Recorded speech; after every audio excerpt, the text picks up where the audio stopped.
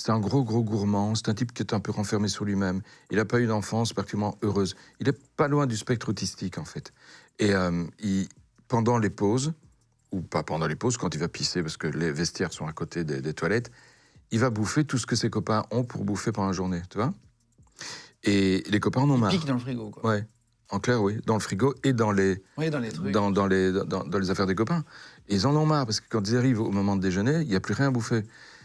Le patron, très gentil, leur offre des frites. En Belgique, ça marche toujours, ça. T'offres des frites à quelqu'un, en général, c'est un bon point. Il a dû le faire 2 jours de suite. Commençait un peu à en avoir marre, le patron, d'offrir des frites à tout son atelier.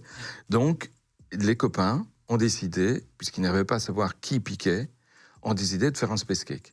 Sans dire que c'est un space cake. Ah ouais, sans rien dire. Donc, ça veut dire qu'ils ont mis dans le frigo, ou au-dessus du frigo, je sais pas où, ils ont mis un gâteau dans lequel ils avaient tapé du cannabis, de l'huile de cannabis.